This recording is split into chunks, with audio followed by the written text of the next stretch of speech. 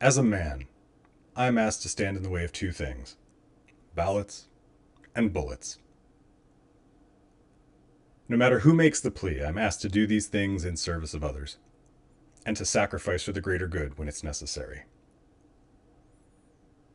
My father raised me in a tradition of sacrifice and service. I believe in their universal necessity, while also understanding that they alone are insufficient for creating a life worth living. I will do what is necessary to stop the genuine threats posed by oligarchs, by simpering sycophants, by poverty tourists, and the opportunistic neo-fascists that threaten your family, mine, our freedom, and our country. But if any federal candidate believes that their efforts have earned my vote, I would like to disabuse them of that illusion. My actions are not taken in service of the Democratic Party. They are taken in service of democracy. My actions are not a tacit endorsement of the party's neglect or its disrespect. They're not an endorsement of their fomenting a culture that knowingly preys on the virtues taught to me by my father and by people, by men like him. I see who my party speaks to and who they speak at. I'm not alone. Now, before any cynics or clickbaiters or other cowards put words in my mouth, let me be clear. I am not asking that we wind back the progress that we've made for others, and if that's what I wanted, I would have voted for the fascist. Instead, just take a moment. I want you to think about the progress we've made, because there's been a lot, right? Progress in service of American women, in service of Black Americans, and in service of other Americans of color, in service of LGBTQIA plus Americans, in service of those people and of so many more. It shows that we have the smarts and the strength that it takes to identify and address the unique and complex challenges that different groups face in this country. And the efforts that are made to keep making that progress, like, those show that we have the tenacity and the resources to do what's right. In other words, we are capable of helping men. As a nation, we will never be at 100% when we are dismissing 49% of the population out of hand. What I am saying is not zero sum.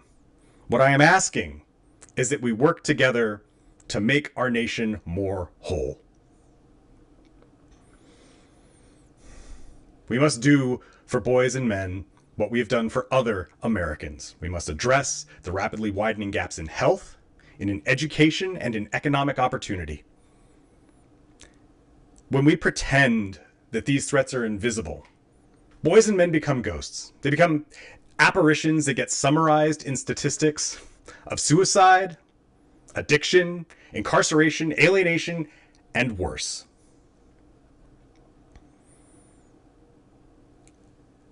And also, consider that authoritarians understand this reality.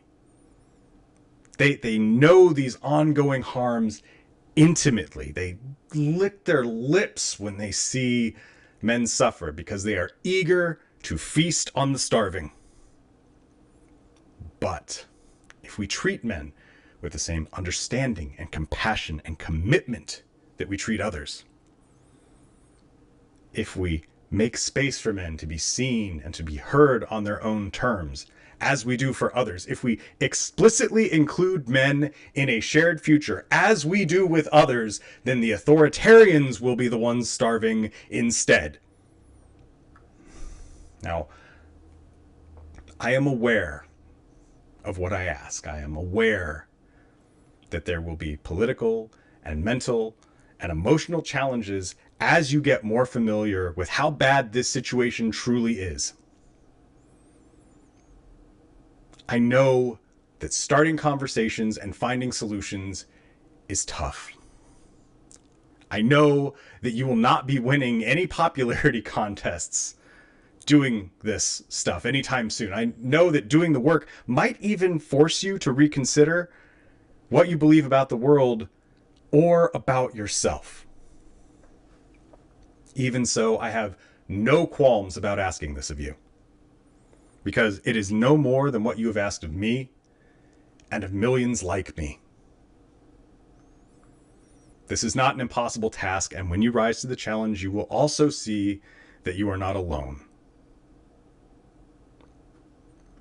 Now, if you don't know where to begin, here's 2 ways that you can get started immediately. Number 1, pick someone who you voted for who won their race.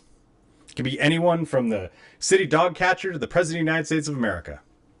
City council or congressperson, like whoever they are, send them a message and ask for their policies that specifically support boys and men. In fact, I have included a link to a form letter that you can use below. Second, commit to 1 conversation a week. Just 1. With one of the boys or men in your life. And in these talks, proactively explore what you can do to support them. And if you find yourself frustrated with slow progress in these conversations, that's okay. Very few people have practiced this skill. You will not be perfect, but you will get better over time if you stick with it. I promise. I did the right thing when you called on me, and now I call on you to do the same. Regardless of who wins this election or any other, we must ensure a better future for boys and men. For their sakes, for ours, and for the future of democracy.